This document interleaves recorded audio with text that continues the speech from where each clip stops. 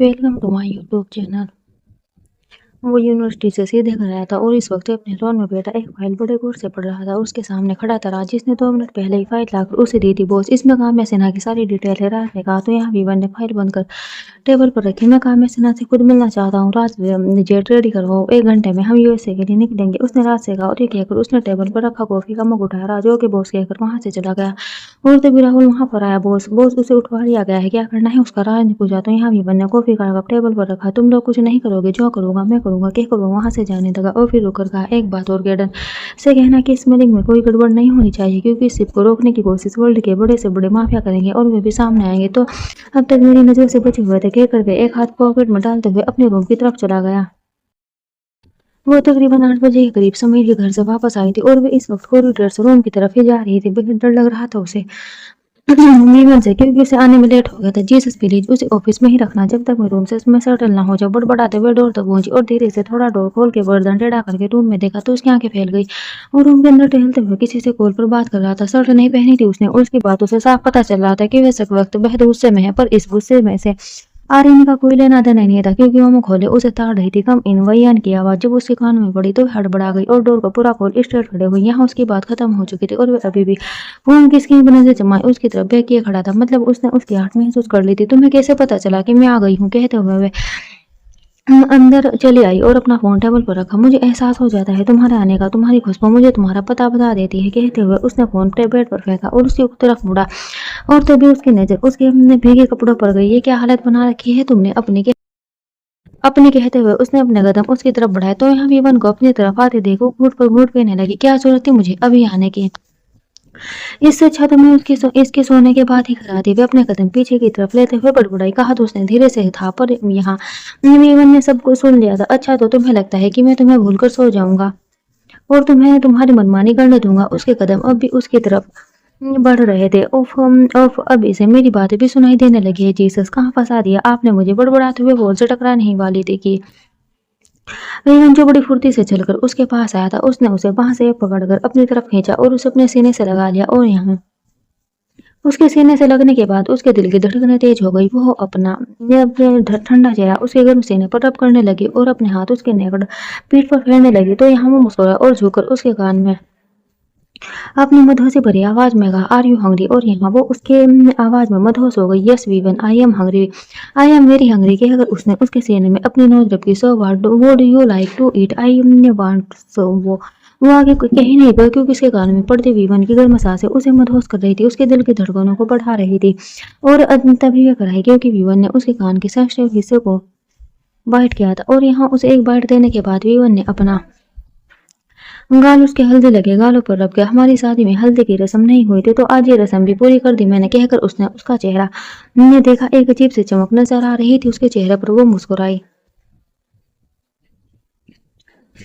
और पंजे उठाकर उसके हल्दी लगे गालों को चूम कर उससे लगाई। और तभी उसने विवन को कहते सुना, you are the prettiest girl in the world. कहते हुए विवन ने उसका हाथ पकड़ा और उसके हाथों को चूम कर एक रिंग उसके रिंग फिंगर में पहना तो आगे कहा, thank you for coming in in my life. और यहाँ उसके अल्फाज सुनकर उसके चेहरे की मुस्कुराहट गायब हुई और उसकी आंखें नम हो गई। और अपनी आंखों की नमी छुपाने के लिए उसने अपनी नजर झुकाई तो उसकी आंखें फैल गई। अपने हाथ में रिंग देख कर उस रिंग पर छोटे छोटे रेड डायमंड लगे हुए थे और उन डायमंड से लिखा हुआ था आर्यनी का आर और वीवन का वी। इन डायमंड्स की कीमत लाखों में नहीं करोड़ों में थी और कीमत का अंदाजा लगा पाना उसके लिए मुश्किल काम था। पर इन डायमंड को देख उसकी आंखें चमक उठी। उसने बेड उठाकर उसे देखा और खुशी से उछलते हुए उसके गले में दोनों हाथ डाल अपना सिर उसके सीने पर पटक दिया। ये लड़की ऐसी ही थी और उसकी हरकतें भी बेवकूफों वाली थी। अरे और यह उसकी हरकत देखने के बाद विवन के ख्याल थे उसके बारे में। खैर, उसने मुस्कुराते हुए उसकी बेक रब की और कुछ पल बाद उससे अलग हुआ। वे अपनी रिंग देखते हुए बेड पर बैठ गई और तभी उसने विवन को कहते सुना, मुझे अभी यूएसए के लिए निकलना है। और ये सुनने के बाद से उसके चेहरे की मुस्कुराहट गायब हो गई।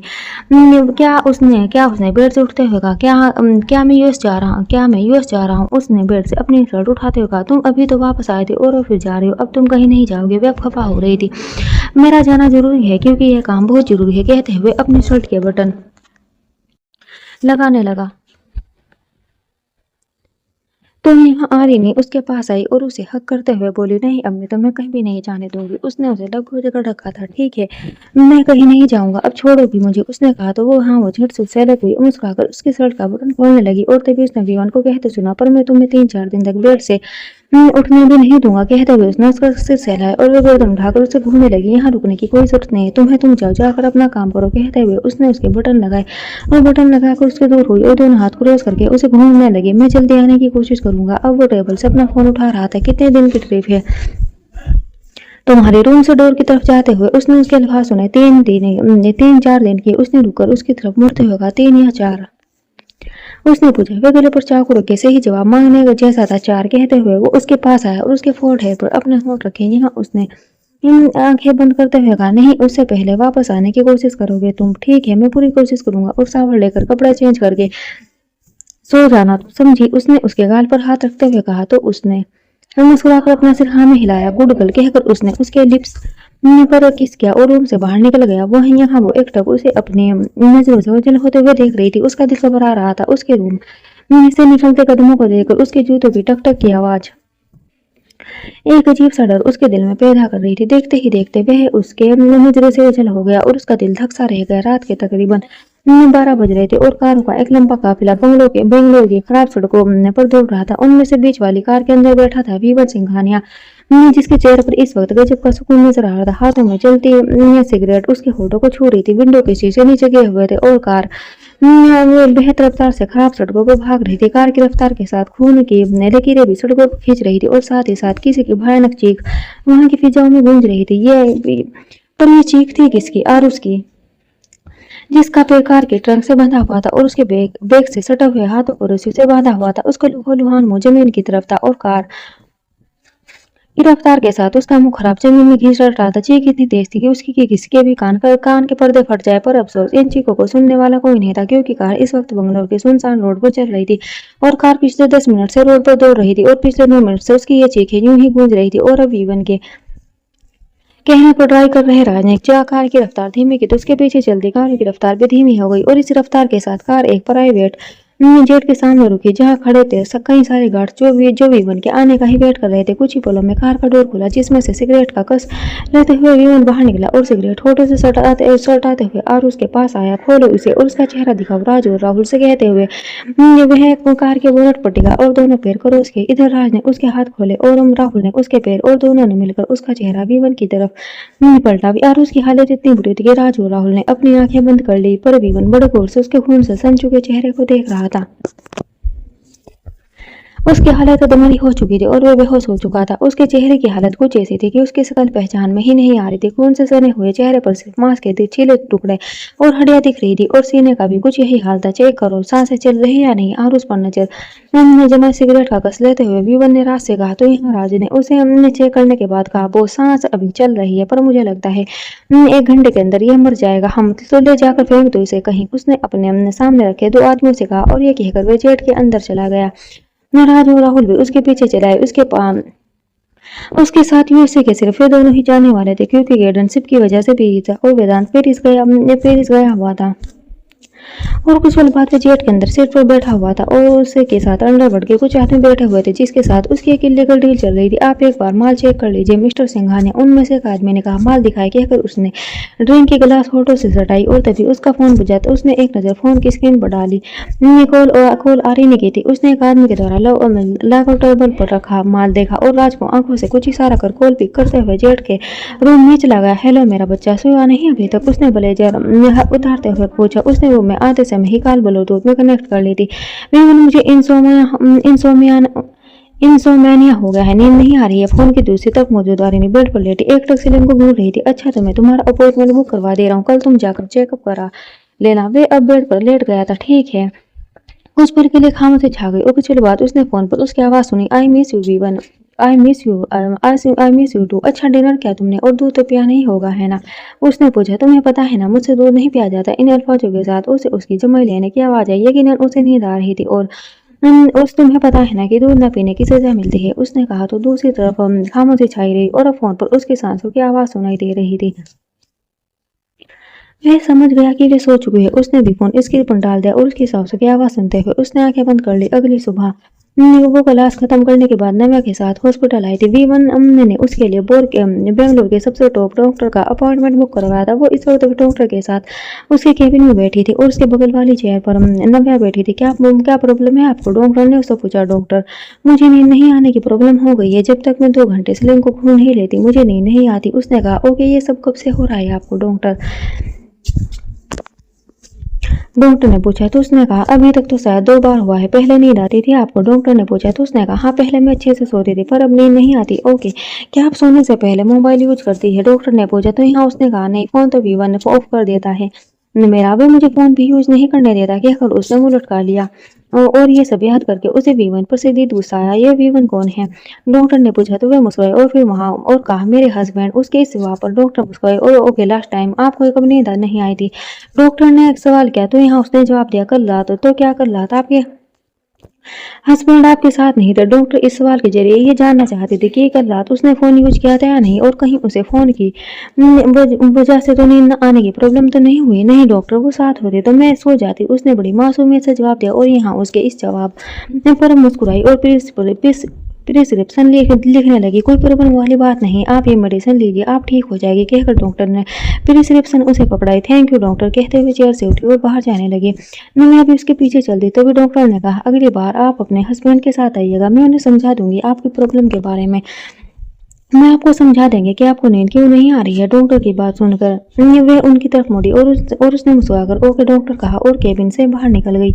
USA America. काम्या और एना लिविंग एरिया में बैठी कॉफी पी रही थी। तभी डोर बेल बजी तो एना ने कॉफी का मग टेबल पर रखा और उस डोर खोलने के लिए उठी कि तभी काम्या ने कहा, तुम अपने रूम में जाओ, मैं देखती हूँ। कहकर काम्या ने कप टेबल पर रखा और डोर की तरफ चली गई। इधर एना भी अपने रूम की तरफ चली गई। यहाँ का मैंने आकर डोर खोला तो सामने खड़े अनजान शख्स को देखकर चौंक गई। Who are you? उसने पूछा।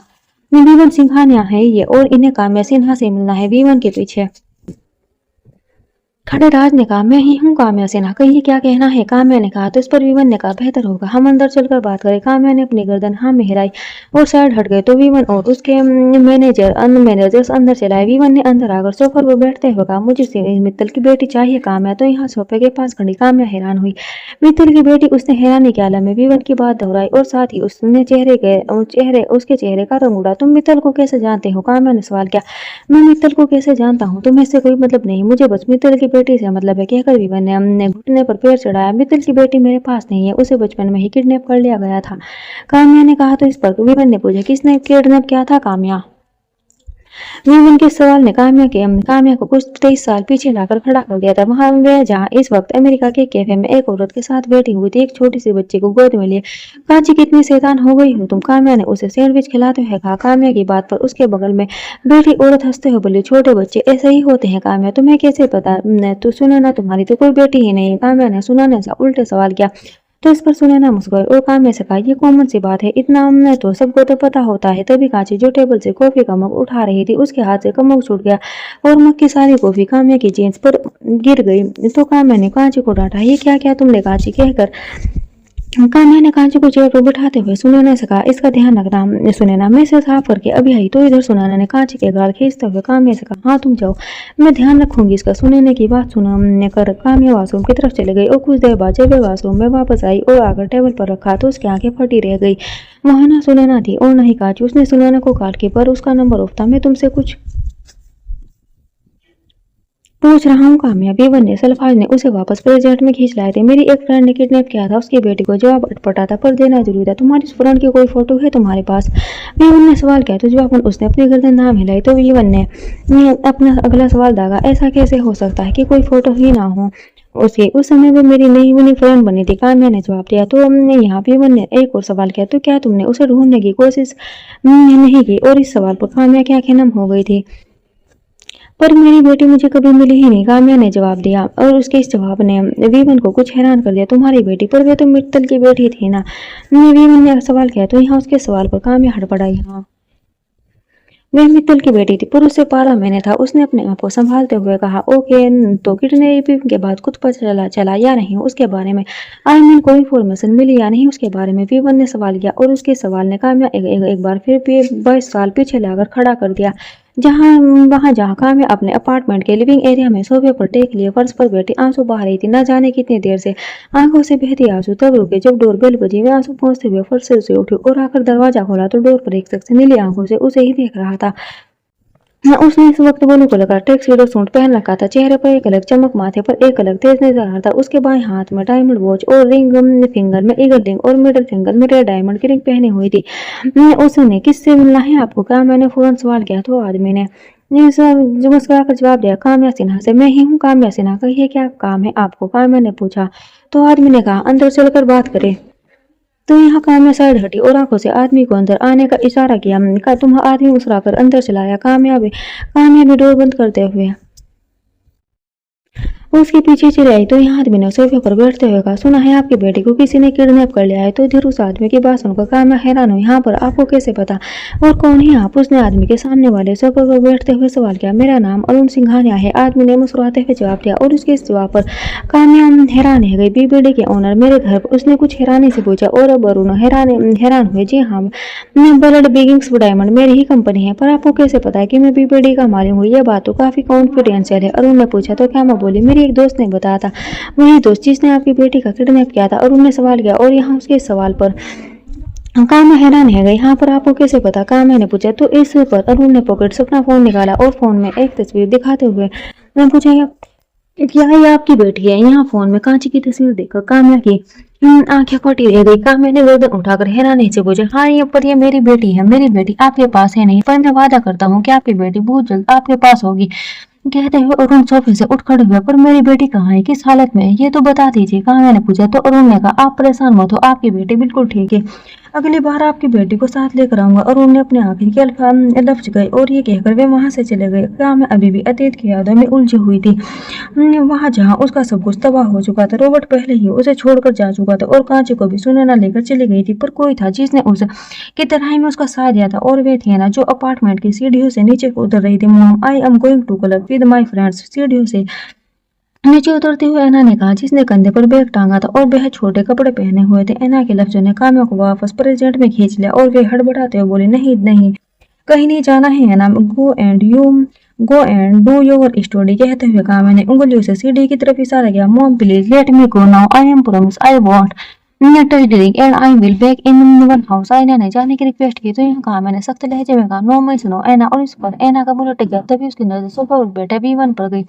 वो खोए हुए अंदाज में वीवन का फुर्सत से बनाया गया चेहरा देखने लगी। उसकी नीली आंखें, शार्प नोज, शार्प जो लाइन, सब ऐना को अपनी तरफ खींच रहे थे। उसने एक से एक लड़के देखे थे अपनी जिंदगी में, पर वीवन जैसा स्मार्ट हैंडसम चार्मिंग लड़का उसने पहली बार देखा था। और यहाँ वीवन पहली नजर में ही उसे पसंद आ गया। वो पूछ वो काम्या से रही थी, पर नजरें वीवन पर ही थी। वही वीवन की नजर भी उस पर थी, क्योंकि ऐना की आंखें उस गाने की याद दिला रही थी। वैसी ही आंखें, वैसी ही पलकें जिसमें मैं हर दफा डूब जाया करता था। पर वे इन आंखों में नहीं डूब पाया, क्योंकि इन आंखों में मासूमियत नहीं थी जो उसकी आंखों में थी। वे पलकें भी बड़ी नजाकत के साथ झपकाती थी और इन पलकों में कोई नजाकत नहीं थी, तो डूबने का सवाल ही पैदा नहीं होता था। पर इन पलकों को देखने के बाद उसे बुरी तरह उसका ख्याल आया था और एक अजीब सी घबराहट उसके दिल में पैदा हुई थी। यहाँ काम्या ने ऐना से कहा, it's none of your business as now go. Kamya का लहजा काफी सख्त था। Mom I said go. Aina Kamya को सख्त लहजे में कहा। तो ऐना हाथ पैर पटकते हुए सीढ़ियों की तरफ चल गई। उसके जाने के बाद वीवन ने काम्या से पूछा, तुमने तो कहा था कि तुम्हारी बेटी किडनैप कर ले गई है, फिर ये कौन थी? ये मेरी बेटी है, काम्या ने झूठ बोला। तो यहाँ वीवन ने अपना अगला सवाल किया, जब तुम्हारी बेटी थी तो मित्तल की बेटी तुम्हारे पास कब आई? वीवन ने इस सवाल पर काम्या घबराई, क्योंकि उसका झूठ पकड़ा जा रहा था। पर वे अपने इमोशन छिपाने में मानी थी। तो उसने वही किया, उसने अपने इमोशन छिपाते हुए कहा, ये उसके किडनैप होने के बाद आई थी। वेल, मैं पूरी कोशिश करूंगा कि मित्तल की बेटी मुझे मिल जाए। कहते हुए वे सोफे से उठा और बाहर जाने के लिए आगे बढ़ा। तभी काम्या ने उसे रोकते हुए कहा, तो मित्तल की बेटी क्यों चाहिए? काम्या के सवाल पर वह रुका, फिर उसकी तरफ मुड़ा। नहीं, मुझे उसकी बेटी क्यों चाहिए? मुझे उसकी बेटी क्यों चाहिए? किस लिए चाहिए? मेरा पर्सनल मैटर है। कहकर मैं वहां से चला गया। राजू राहुल भी उसके पीछे चले गए। और यहाँ काम्या होश आवाज को वीवन को अपनी नजर से ओझल होते हुए देख रही थी। एक अजीब सा डर उसके दिल में घर कर गया था। अपने भूले गए झूठ की वजह से। वे झूठ की कांची की नहीं, मैं झूठ की कांची उसकी नहीं, मित्तल की बेटी है। और ये इस झूठ का एहसास उसे अब हो रहा था। अगर गलती से भी कांची वीवन को मिल गई तो वो उसको मित्तल की बेटी समझकर उसके साथ क्या करेगा। ये पहला सवाल था जो उसके जहन में आता। और वीवन को मित्तल की बेटी चाहिए क्यों। और ये दूसरा सवाल था जिसके बारे में अपार्टमेंट में खड़ी काम्या सोच रही थी। सक्सेना हाउस घर, सक्सेना हाउस की दीवारें गुलाब के फूलों की लटों से सजाई गई थी। घर के हॉल में बड़ा सा मंडप सजाया गया था और मंडप में बैठे दूल्हा दुल्हन शादी की रस्में कर रहे थे। वहीं मंडप के नीचे खड़ी लड़कियां दूल्हा दुल्हन के ऊपर फूलों की बरसात कर रही थी। और उन लड़कियों में शामिल थे नमिया और आर्यनी जिसके सिया आंखों में काजल, सफेद गाल बलस की वजह से सुर्ख और होठों को कोरल शेड्स की लिपस्टिक से ढक रखा था। गले में डायमंड के नेकलेस और बेबी पिंक कलर का लहंगा पहन रखा था। लहंगे में उसकी मखमली कमर दिख रही थी और उसके सियाह बाल बार बार उसकी कमर के मखमली स्किन को छू रहे थे। वे भी खिलखिलाकर हंसते हुए समीर और रिया पर फूलों की बरसात कर रही थी।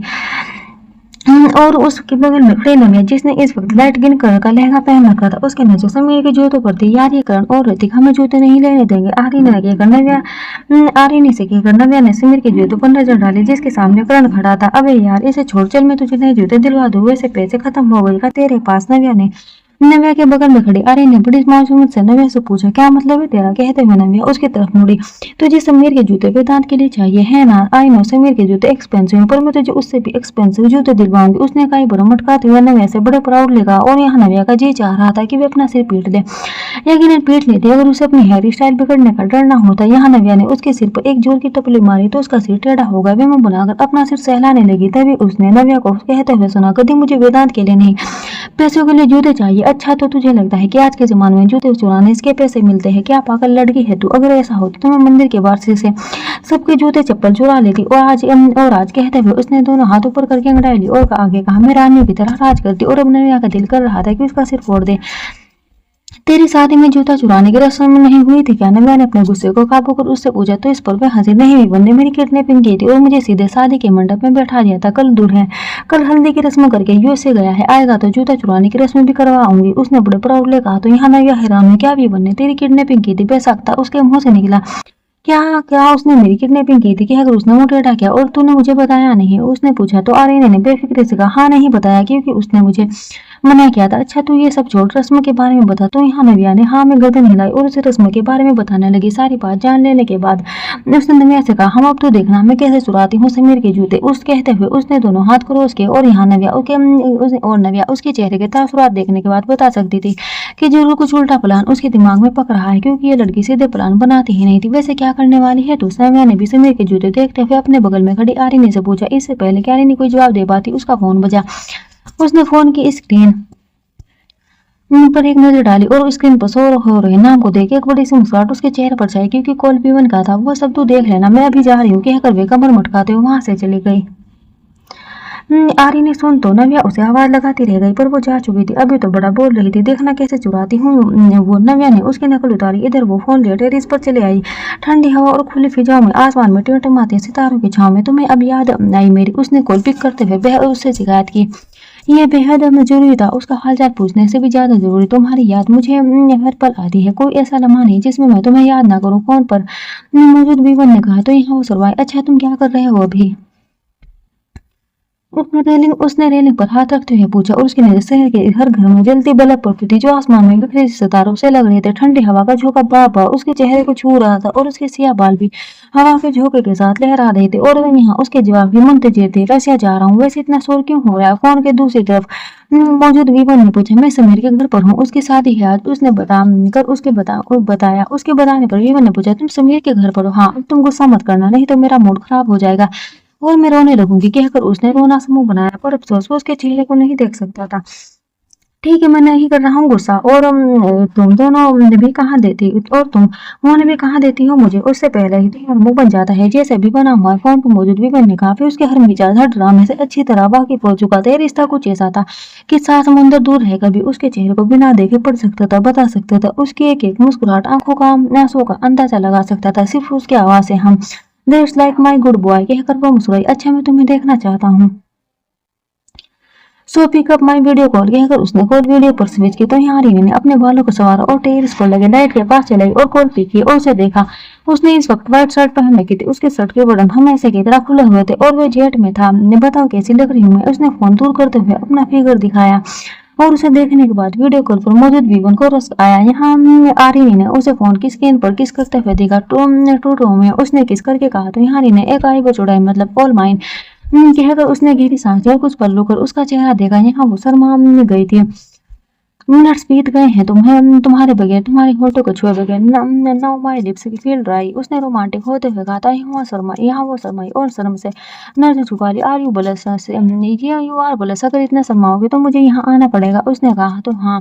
तो उसने अपना चेहरा एक हाथ से छिपा लिया। बेशर्म इंसान। उसकी नन्ही नन्ही उंगलियों के बीच से एक आंख दिख रही थी। वो हंसा। जब भी इतनी प्यारी हो तो कैसे सम। वैसे इस बार मैं तुम्हें बिल्कुल भी नहीं छोड़ने वाला, एक मिनट के लिए भी नहीं, कहकर उसने आई विंक की। मैं उसे टीज कर रहा था। यहाँ उसके दिल की धड़कनें बढ़ी और उसे चिढ़ भी हुई, क्योंकि वो उससे दूर था, कोसों दूर। इस वक्त उसका दिल चाह रहा था कि वो उड़कर उसके पास चली जाए, पर यह सिर्फ चाहत थी। उसने कुछ बोलने के लिए अपना मुंह खोला ही था कि तभी नव्या की आवाज उसके कानों में पड़ी।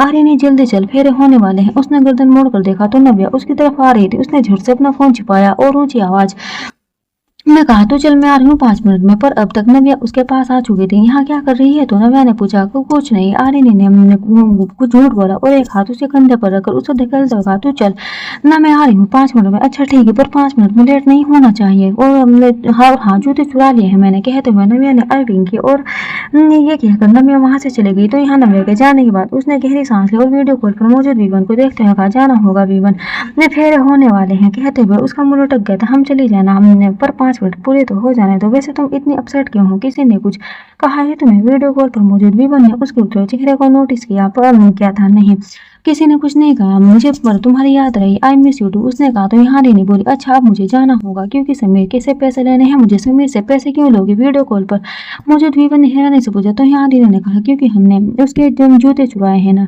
तो उसे पैसे तो देने पड़ेंगे ना। तो वीडियो कॉल पर मौजूद विवन और हैरान हुआ। तुम जूते कब से चोरी करने लगी? तो यहाँ आर्य ने आंखें छोटी और चिल्लाते हुए कहा पागल हो गया मैं कि तुम्हें जूते चुराने वाले दिख रही हूँ। और खैर यहाँ उसने आगे बड़े एटीट्यूड के साथ ये एक रस्म है, समझे? What nonsense. उसे रस्मों में कोई दिलचस्पी नहीं थी। यहाँ उसने एक आईब्रो उठाई, फिर से बोलना उसे धमकाने वाले अंदाज में कहा। मेरी इतनी हिम्मत कहाँ जो मेरे दिल पर राज करने वाली मल्लिका के सामने कुछ बोल सको? वीडियो कॉल पर मौजूद विवन ने कहा। तो यहाँ उसने पूछा अच्छा मैं तो मल्लिका हूँ? हम मेरे दिल पर राज करने वाली मल्लिका हो तो? उसने बड़े प्राउडली कहा। तो यहाँ रिया ने उसे उंगली दिखाई। देखो विवन, तुम मुझसे ऐसी बातें करके मुझे रोकने की कोशिश मत करो, समझे? मैं फोन पर रख रही हूँ, नहीं तो तुम्हारी बातों के चक्कर में मेरे पैसे चले जाएंगे। और तो तब समीर से पैसे लेने मुझसे ज्यादा जरूरी है, और अगर पैसे ही चाहिए तो मैं दे दूंगा, पर फोन नहीं रखूंगी तुम। उसने जिद्दी अंदाज में कहा। तो यहाँ नहीं बोली। फोन तो मैं रखूंगी और मुझे तुम्हारे पैसे नहीं चाहिए, मुझे जूतों के पैसे चाहिए। अगर फोन रखा तो वो धमकी दे रहा था। तो यहाँ I will just leave everything I am trying to come here and then तुम मेरे बेड पर मेरी बाहों में बगैर कपड़ों के, समझी? वीडियो कॉल पर मौजूद विवन ने कहा। यहाँ वो सुर्ख हो गई और उसे गुस्सा भी आया। बेशर्म इंसान। उसने खफी से कहा। Only you. वीडियो कॉल पर मौजूद विवन ने कहा। तो यहाँ वो गुस्से में बुखलाई, क्योंकि आज भी उससे कुछ ज्यादा ही फ्लर्ट कर रहा था और उसका हलटे अंदाज उसे नहीं झेला जा रहा था, क्योंकि उसे उसकी याद आ रही थी। शट अप विवन, अब मैं जा रही हूँ, सब मुझे तुमसे कोई बात नहीं करनी की। अगर उसने कॉल कट कर दी और दिल पर हाथ रखकर लंबी लंबी सांसें लेकर खुद को नॉर्मल करने लगी। नॉर्मल होने के बाद वे वापस नीचे चले गई। जिस वक्त नीचे आई उस वक्त शादी हो चुकी थी और सैनी लड़कियों से घिरा हुआ था। लड़कियां उसे पैसे की डिमांड कर रही थी और तभी आलिनी भी मजे लेने के लिए लड़कियों के बीच घुसी और बड़ी मशक्कत करने के बाद समीर के पास पहुंची। समीर मेरे पैसे को, कहते हुए उसने समीर के आगे हाथ किया। कैसे पैसे? आ रही है? समीर ने पूछा। जूते चुराने के पहले जूते तो दो, समीर ने उससे कहा। तो यहाँ उसने अपने बगल में खड़ी नव्या पर नजर डाली। जूते लेकर आओ, उसने नव्या से कहा। तो नव्या का मुंह बन गया। जूते रीति ले गया। नव्या ने कहा। तो आर्यन का मुंह खुला रहेगा। मेरे 10 करोड़। उसने मुंह लटकाते हुए कहा। तो यहाँ समीर का मुंह खुला रहेगा। क्या ये लड़की पागल थी जो जूतों के लिए 10 करोड़ की डिमांड करने वाली थी? अगर इसे जूते मिल जाते तो सच में आज समीर के कपड़े उतर जाते और आज उसका बसा बसाया घर उजड़ जाता। कुछ इन्हीं सवारात से घिर चुका था समीर। खैर वक्त गुजरा और इस समय सब सेक्शन हाउस के बाहर खड़े थे, जहाँ पर ढेर सारी कार्स खड़ी थी, क्योंकि समीर और रिया हनीमून ट्रिप के लिए जा रहे थे। और अब रिया और नव्या आर्यन के पास है और एक साथ उन्हें हक किया और फिर समीर के साथ कार में बैठ गई। कार धूल उड़ाते हुए हवा की रफ्तार से उन सबकी नजरों से ओझल हो गई। अगला दिन वो इस वक्त नव्या के साथ कार में थी। वो क्लासेस खत्म करने के बाद उसके साथ अनाथ आश्रम के लिए निकल गई थी। इस वक्त नव्या कार ट्राई कर रही थी और वे पैसेंजर सीट पर बैठी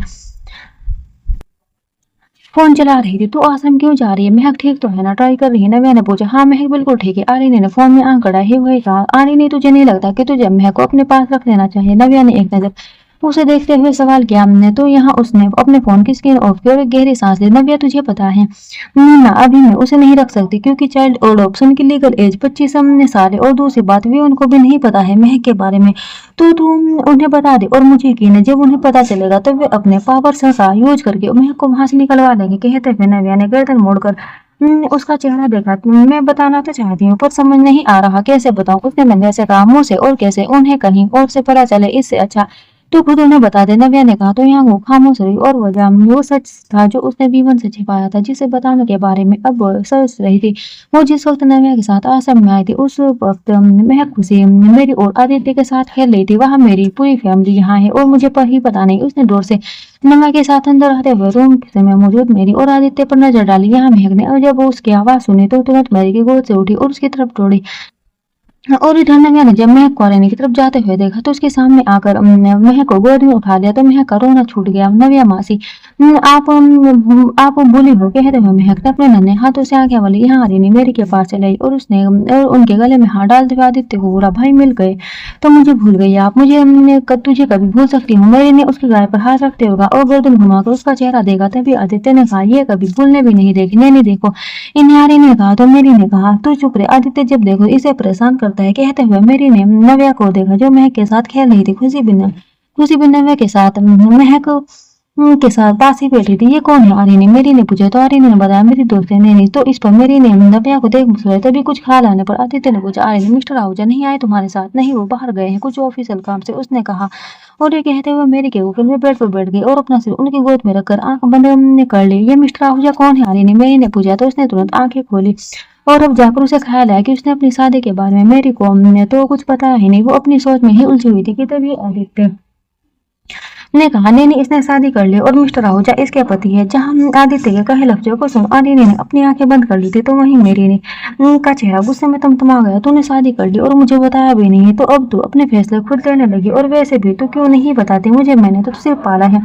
तेरी माँ तो नहीं हूँ मैं, मेरी ने तंजा कहा। तो यहाँ रेनी उठ बैठी और उसने अपने नम आंखों से मेरी को देखते हुए उनका हाथ थाम लिया और कहा, नहीं जब मेरी शादी हुई थी तब मुझे नहीं पता था आप कहाँ हो, और आखिरी दफा जब मैं आपसे मिली थी तो मुझे याद ही नहीं रहा इन सब के बारे में। तभी नैया जो महक को खुशी के साथ छोड़कर उन सबके पास आई थी उसने कहा, नहीं मिस्टर आहूजा बहुत अच्छे हैं, आपको इतना परेशान होने की जरूरत नहीं है। कुछ भी हो, लड़का चाहे कितना भी अच्छा हो, पर जब तक मैं लड़के से मिल नहीं रहती तब तक मैं इसे माफ नहीं करूंगी। आर्यनी पर नजर जमाई मेरी ने सख्त लहजे में कहा। तो यहाँ आर्यनी का मुंह लटक गया।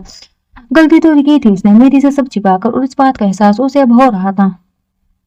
तभी नव्या ने बेड से उठते हुए कहा, अच्छा मैं चलती हूँ, नहीं मुझे मॉम के साथ बाहर जाना है। कहते हुए मेरी के गले लगी और फिर आर्यनी से पूछा, तू भी चल रही है ना? तो यहाँ आर्यनी ने और ने अपनी गर्दन नाम हिलाई। नहीं अभी नहीं, मुझे मेरी नैना के पास रहना है। कहते हुए उनके गले में हाथ डाला। तो यहाँ नव्या ने ओके कहा और वे वहां से चले गए। और यहाँ आर्यनी मेरी से बात करने में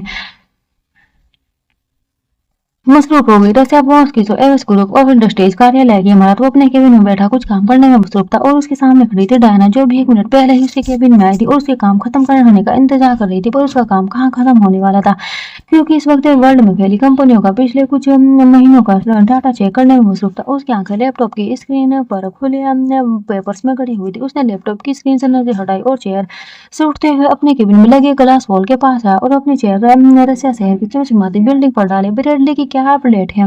डायना पूछते हुए वन ने सिगरेट होठों में दबाई और लाइटर जलाया।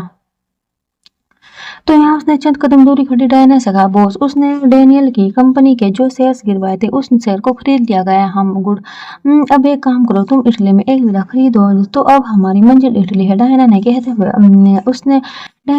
हुए उसने सिगरेट होठों से सटाई और सिगरेट का कस लिया। नजर अभी भी बाहर के नजारे पर थी। जहाँ बॉस, इटली में क्या है? डायना ने सवाल किया। तो यहाँ विवन के होठों पर अजीब सी मुस्कुराहट ने दस्तक दी। इटली में वो है जिसकी तलाश मुझे ना जाने कितने सालों से थी, जिसके लिए मैंने सब खोया और जिसे पाने के लिए मैं इस मुकाम पर खड़ा हूँ। मतलब इटली में है? चेहरे पर हाथ रख लिया डायना ने पूछा। तो यहाँ विवन उसकी तरफ मुड़ा और कहा, हाँ तो डायना ओके बॉस, कहते हुए वहां से चले गई। और तभी राज हाथ में कुछ फाइल लिए वहां पर आया। बॉस, काम्या की दोनों बेटियों की डिटेल मिल गई है, कहते हुए विवन के पास आया और फाइल उसे पकड़ाई। बॉस, काम्या की पहली बेटी ऐना 23 साल की है और ये उसकी नाजायज बेटी है जिसका बाप रॉबर्ट है। बच्ची होने के बाद रॉबर्ट ने बच्चों को एक्सेप्ट नहीं किया था और उसने किसी और से शादी कर ली। राज ने तब कहा जब विवन ने फाइल खोलकर पढ़ना शुरू किया। कुछ ही देर में विवन ने पहली फाइल पढ़ी और टेबल पर फेंक कर दूसरी फाइल खोली तो यहाँ उसके सामने राज ने कहा, बॉस दूसरी फाइल में मौजूद डिटेल काफी चौंकाने वाली है, क्योंकि मित्तल की बेटी जो काम्या के पास थी उसका नाम काज है और इसे किडनैप वाली औरत का नाम सुनैना है। और सबसे ज्यादा चौंकाने वाली बात इसकी एज है, जो कि सिर्फ 20 साल है। यहाँ राज के पास विवंश होगा और उसकी नजर अब फाइल में मौजूद फोटो पर थी। वो कांची की बचपन की फोटो देख हैरान रह गया था। फोटो में वही कांची थी जिसकी उसकी बचपन में एंगेज होती थी। हैरान करने वाली एक और बात थी, और ये थी जब सुनैना कांची को लेकर सिंघाना मेंशन आई थी तब तक कांची 3 साल की थी, और हिसाब से अभी कांची की उम्र 30 साल होनी चाहिए। पर ऐसा कैसे पॉसिबल था कि अभी कांची सिर्फ 20 साल की थी। दूसरी हैरान करने वाली बात ये थी कि सुनैना ने कांची का अपहरण क्यों किया, और क्या ये वही बात है जो आमना उसे बताने वाली थी। और ये मैटर बहुत पेचीदा हो चुका था। कुछ इन्हीं सवालों से उलझी हुई वो ने फाइल टेबल पर फेंक दी और बालों में हाथ फेरते हुए केबिन में टहलने लगा। मित्तल की बेटी जिसे वो ढूंढ रहा था, अगर वे कांची की थी जो उसके सामने थी, अगर कांची वे लड़की नहीं है तो आखिर ये लड़की कौन है। ऐना पर कैसे इसका जवाब या तो उसने ऐना दे सकती थी या तो कांची। उसे समझ में आ चुका था। और डिटेल्स निकलवा राज उसने केबिन में टहलते हुए राज से कहा तो राज हो गया बॉस कहकर केबिन से निकल गया। शाम के तकरीबन 7 बजे वह 7 बज रहे थे और वे अनाथ आश्रम के बाहर खड़ी ऑटो का इंतजार कर रही थी। आदित्य कुछ देर पहले खुशी को लेकर वहां से निकल चुका था। आदित्य ने उसे घर छोड़ने के लिए ऑफर भी किया था, पर उसे आज महक और मेरी के साथ वक्त बिताना था तो उसने जाने से मना कर दिया। और वे पिछले 15 मिनट से खड़ी ऑटो का वेट कर रही थी, पर ऑटो मिलना मुश्किल लग रहा था। आज उसने रिस्ट वॉच पर नजर डाली और आगे बढ़ गई, ये सोचकर कि शायद आगे उसे कोई ऑटो मिल जाए। वक्त गुजरा और वे आश्रम से काफी दूर निकल आई थी। जिस रोड पर वो चल रही थी वो इलाका काफी सुनसान था, और उस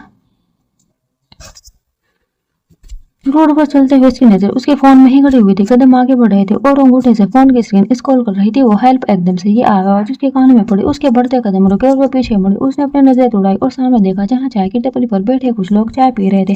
फिर उसने पीछे की तरफ देखा, उसके ठीक पीछे एक वैन खड़ी थी, पर हल्का अंधेरा होने की वजह से कुछ नजर नहीं आ रहा था। ये सोचकर कि यह उसका वहम है, उसने फिर से अपने कदम आगे बढ़ाए। एक बार फिर वही आवाज उसके कानों में गई, और एक बार उसने इस आवाज पर काफी गौर किया था कि ये आवाज कहीं और से नहीं उसके पीछे खड़ी वैन में से ही आ रही थी। वो फौरन तेज कदमों से चलते हुए वैन के पास चली आई और फौरन ही उसने वैन का डोर ओपन करने की कोशिश की। हैरानी की बात यह थी क्योंकि उसे डोर खुल गया था, और सबसे ज्यादा हैरान वे तब हुई जब उसने वैन के अंदर मौजूद लड़कियों को देखा जिनके मुंह और हाथ पर काली पट्टियां और टेप लगी हुई थी।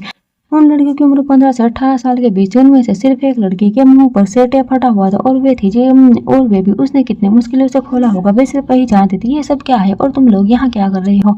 उसने उस लड़की जिसके मुंह से टेप फटा हुआ था उसके गाल को थाम कर पूछा। वो लड़की के आंसू निकल आए। दीदी प्लीज हमें बचा लो, लड़की ने गिड़गिड़ाते हुए अपने अटेप से बंधे हाथ उसके सामने किया। तो यहाँ रीने ने उसका हाथ कहीं से करते हुए किससे बचा लो, और ये सब किसने किया। तो लड़की बोली हमें कुछ नहीं पता दीदी, प्लीज हमें यहाँ से ले चलो। कहते हुए उसने गर्दन मोड़कर चाय की टपरी की तरफ इशारा किया और आगे कहा नहीं तो ये लोग हम आ जाएंगे, ये लोग बहुत बुरे हैं। कहकर उसने आंखों में उम्मीद ली आरीने को देखा, और यहाँ आरीने भी सिर टेढ़ाकर चाय की टपरी की तरफ देखा जहाँ कुछ और आदमी बात करते हुए चाय पी रहे थे, और उन आदमी की शक्ल से ही साफ पता चल रहा था कि वे कोई गुंडे मवालिया थे। Thanks for watching, bye bye.